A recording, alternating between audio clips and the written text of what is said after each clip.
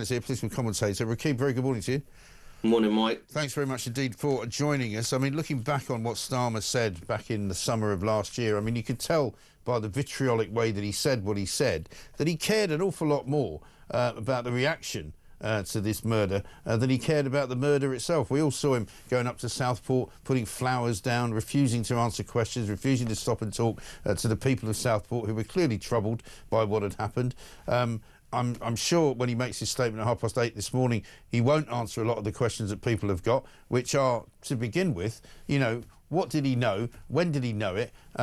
Why, if they knew that this perpetrator of this ghastly crime had been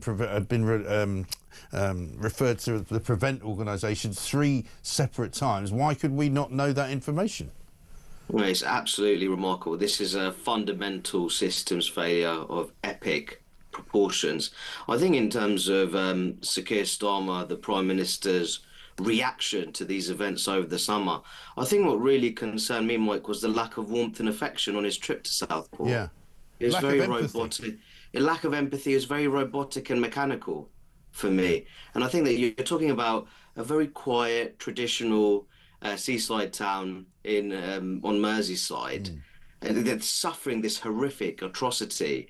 And the Prime Minister went up there, and I think for me, he displayed a real lack of leadership on that trip there. Right. And I think in terms of this horrific atrocity, I think there's serious questions need to be asked. I think the fact that you talk about that Axel Rudakubana was referred to Prevent multiple occasions, and the fact that this is clearly someone who should have been detained a long time ago. He had a history of violence. Yeah. He had this fascination with the Rwandan genocide, even though he was born and raised here, originally from Rwanda.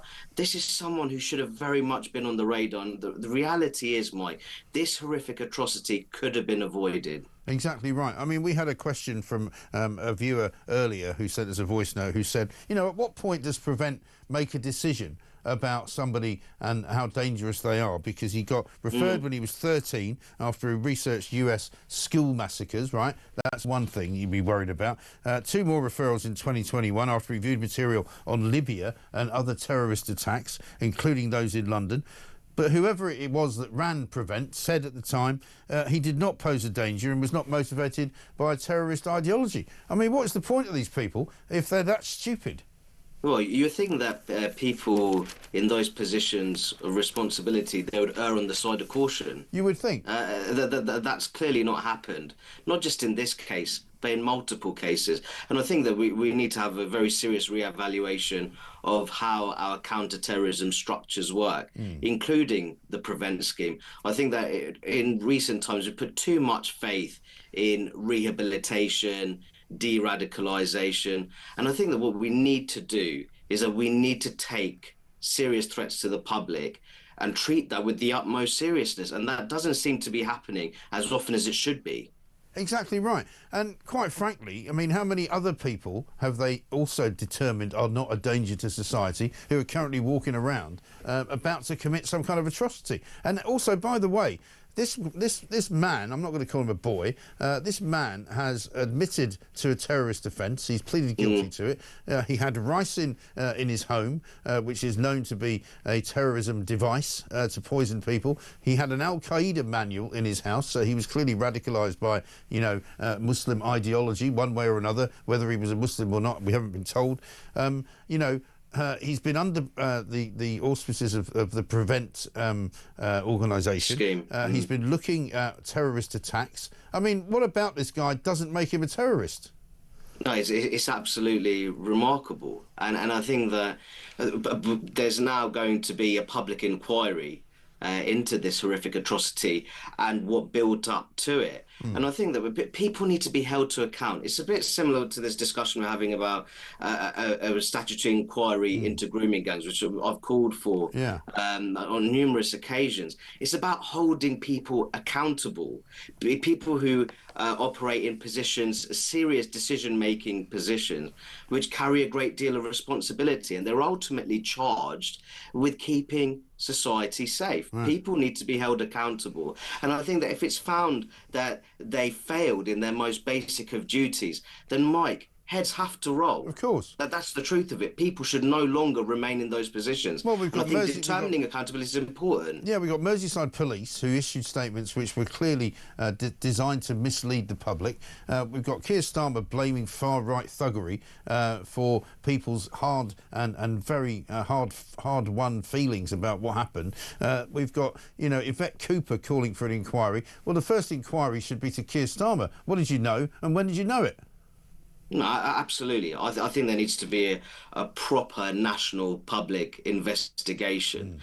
And because there's a great deal of suspicion within the British public, among the British public, over this particular case, but other cases as well. Yeah. And I think that there's a real crisis in terms of a lack of trust in public institutions who have the responsibility of keeping the public as safe as possible, maximising public safety. And I think that needs to be part of a public inquiry into the case of Axel Rudakubana and this horrific atrocity in Southport. But I think the Prime Minister needs to have he needs a period of introspection.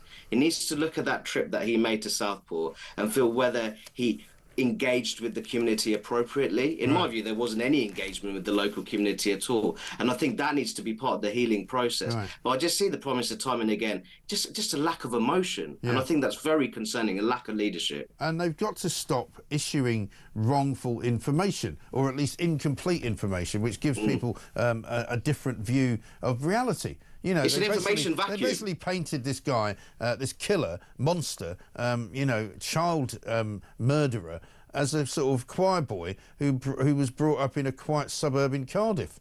You know, didn't give his name out, weren't giving us anything other than a schoolboy picture of him. You know, I mean, this picture that we've got here, he looks like a complete maniac. I mean, if you saw that guy walking down the street, you'd want him to be arrested, wouldn't you?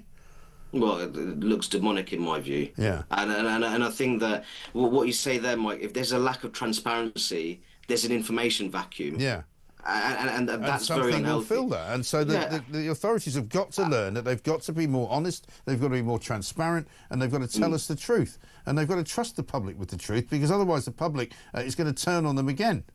No, absolutely, and there's a crisis in that there's such a fundamental lack of institutional trust, and I think and it's very difficult to reverse those trends, especially when these kind of things happen. Yeah, that's the truth of it, and I think that more generally moving forwards, I think we need to just have a very serious discussion about public safety and the structures which are in place, which don't seem to be functioning very well in the interests of public safety. It's as simple as that. They just don't work. Rakib, great to talk to you. Thanks very much indeed. Rakib Ehsan, political commentator on